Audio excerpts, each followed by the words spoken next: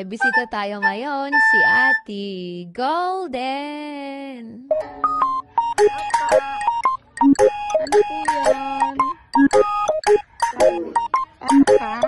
Pasok po. At medyo nahihiya pa ang Ate Golden na yan. At naglakad-lakad ang ate. Yan, kunwari nahihiya pa. Nang sa makita niya si baby.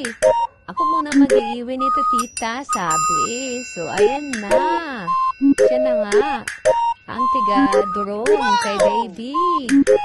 Oh, ayan na. Ganyan kasipag si Ate Golden. Inaayos pa niya.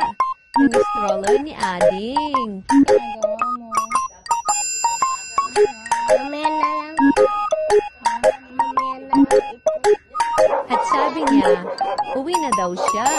May nakita siyang box na lagay niya sa ulo niya.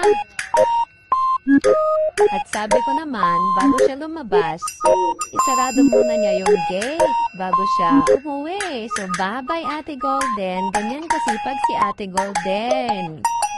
Bye-bye!